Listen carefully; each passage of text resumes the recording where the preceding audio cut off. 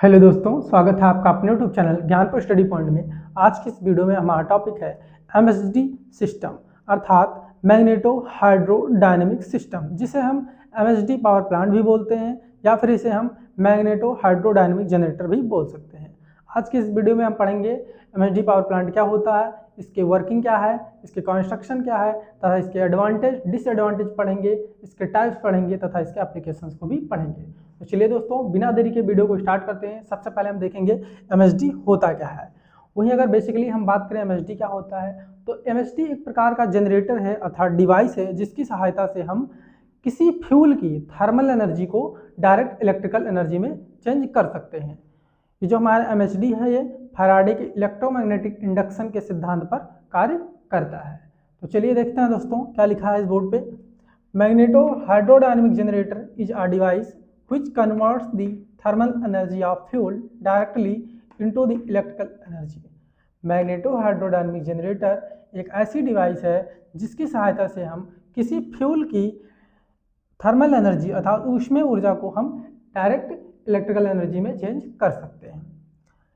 It is also known as MSD power plant. इसे हम MSD power plant के नाम से भी जानते हैं। which works on the principle of Faraday's law of electromagnetic induction, जो कि फैराडे के विद्युत चुंबकीय प्रेरण के सिद्धांत पर कार्य करता है। वहीं दोस्तों फैराडे के विद्युत चुंबकीय प्रेरण का जो सिद्धांत है वो क्या है, देखते हैं। If a variable conductor cuts या pass the stationary magnetic field then an EMF is induced in the conductor. कहने का मतलब ये है कि जैसे हमारी कोई मैग्नेटिक फील्ड है वो कांस्टेंट है अर्थात स्टेशनरी है। जब हम किसी स्टेशनरी मैग्नेटिक फील्ड, मान लेते हैं ये हमारी मैग्नेटिक फील्ड एक ऐसी है स्टेशनरी है, जब हम किसी स्टेशनरी मैग्नेटिक फील्ड से किसी कंडक्टर को पास करते हैं, मानते हैं ये हमारा क्या कंडक्टर, इसको जब हम इसमें से पास करते हैं तो जो हमारा कंडक्टर है इसमें क्या होगा, एक ईएमएफ इंड्यूस्ड हो जाएगा। यही बात क्या है दूसरी भाषा में लिखी गई है। If a variable magnetic field cuts या pass the stationary conductor then an EMF is induced in the conductor. यहाँ पे क्या है दोस्तों, हमारा जो मैग्नेटिक फील्ड है वो कैसा है, वेरिएबल है, और कंडक्टर हमारा क्या है, स्टेशनरी है। इस बार ये क्या था, हमारा कंडक्टर था, ये हो गया स्टेशनरी, और ये जो हमारा मैग्नेटिक फील्ड है ये हमारा क्या होगा, वेरिएबल हो गया। जब हम स्टेशनरी कंडक्टर से मैग्नेटिक फील्ड को पास करेंगे तब भी क्या होगा, इस कंडक्टर में क्या हो जाएगा, एक ईएमएफ इंड्यूस्ड हो जाएगा। ठीक है दोस्तों। उसके बाद मैंने नोट में लिख रखा है MSD generator is an unconventional source of energy. MSD generator जो है ये एक प्रकार का अनकन्वेंशनल सोर्स ऑफ एनर्जी है। अब अनकन्वेंशनल क्या होता है दोस्तों, तो अनकन्वेंशनल का मतलब ये होता है कि जो हीट एनर्जी है हमारी वो डायरेक्ट ही किस में चेंज हो जाती है, इलेक्ट्रिकल एनर्जी में। वहीं अगर बात करें कन्वेंशनल क्या होता है, तो कन्वेंशनल में होता है ये दोस्तों कि जो हमारी हीट एनर्जी है वो पहले किस में चेंज होती है, मैकेनिकल एनर्जी में, फिर मैकेनिकल एनर्जी से हम उसको इलेक्ट्रिकल एनर्जी में चेंज करते हैं। यही चीज़ यहाँ पे लिखी गई है। कन्वेंशनल एनर्जी सोर्स में क्या होता है, हीट एनर्जी पहले मैकेनिकल एनर्जी में चेंज होती है, फिर मैकेनिकल एनर्जी इलेक्ट्रिकल एनर्जी में चेंज होती है। वहीं अनकन्वेंशनल क्या है, अनकन्वेंशनल सोर्सेस में क्या होता है, हीट एनर्जी डायरेक्ट ही इलेक्ट्रिकल एनर्जी में चेंज हो जाती है। तो दोस्तों जो हमारा एमएसडी पावर प्लांट है ये करता क्या है, ये जो फ्यूल की जो थर्मल एनर्जी है अर्थात ऊष्मीय ऊर्जा है उसको डायरेक्ट ही किस में चेंज कर दे रहा है, इलेक्ट्रिकल एनर्जी में। इसीलिए जो हमारा एमएसडी पावर प्लांट है ये कैसा है, अनकन्वेंशनल है। इसके बाद दोस्तों हम पढ़ेंगे इसके कंस्ट्रक्शन तथा वर्किंग को। तो आप इसका स्क्रीनशॉट लीजिए और मैं इसको रफ कर देता हूँ। अब हम देखेंगे दोस्तों एमएसडी पावर प्लांट की कंस्ट्रक्शन तथा वर्किंग। एमएसडी पावर प्लांट की कंस्ट्रक्शन तथा वर्किंग को समझने के लिए हमें इस डायग्राम को समझना होगा। The MSD power plant consist the following parts. सबसे पहले हमारे जो एटमॉस्फेयर में फ्रेश एयर होती है वो हीट एक्सचेंजर में एंटर करती है। हीट एक्सचेंजर में पहले से हीट प्रेजेंट होती है, तो जब हमारी फ्रेश एयर हीट एक्सचेंजर में एंटर करती है तो यहाँ पे हीट का ट्रांसफर हो जाता है फ्रेश एयर में।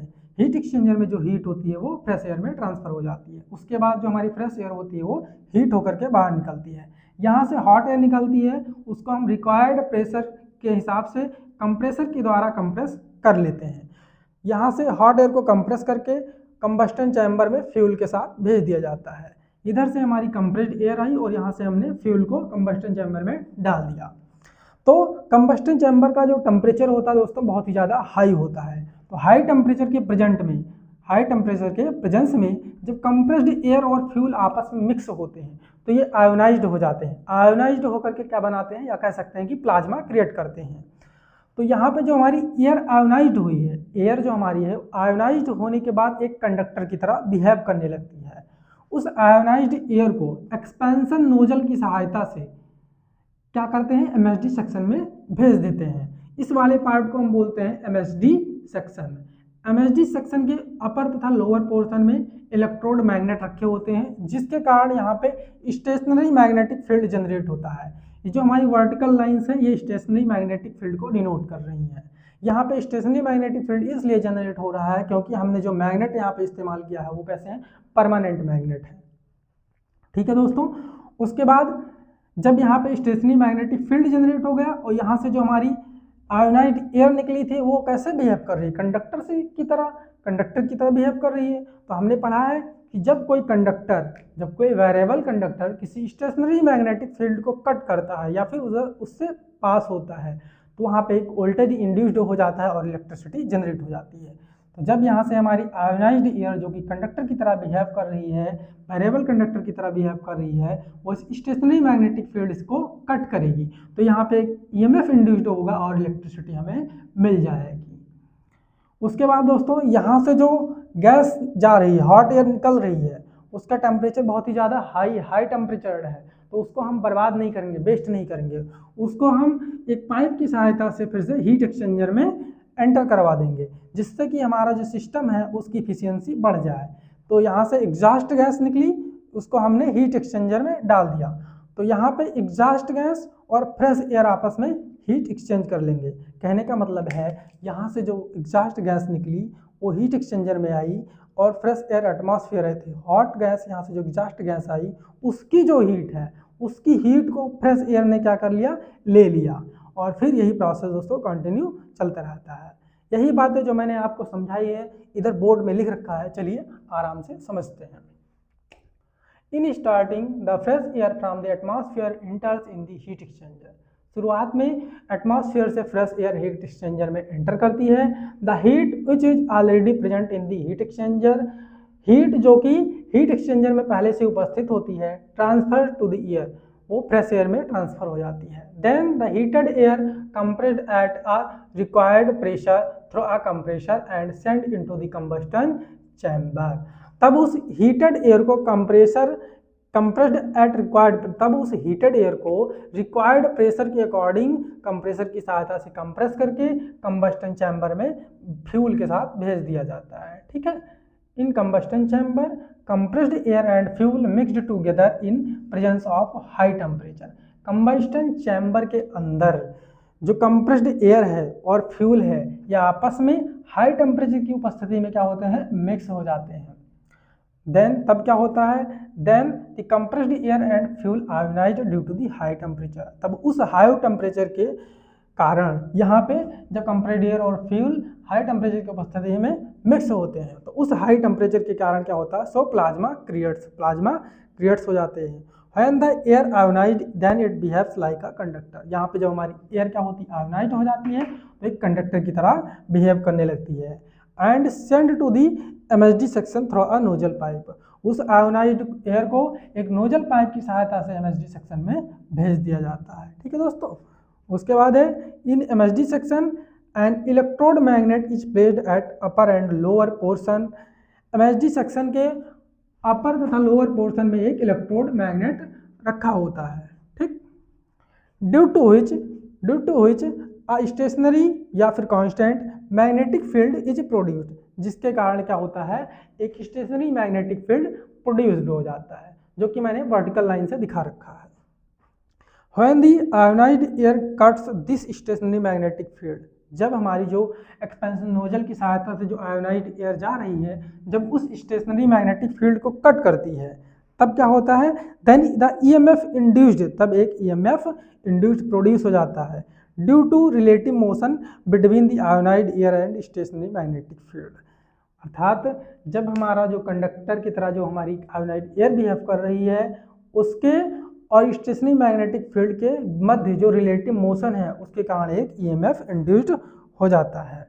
ठीक है दोस्तों, उसके बाद हम देखेंगे So here our magnetic field is constant and ionized air behaves like a variable conductor.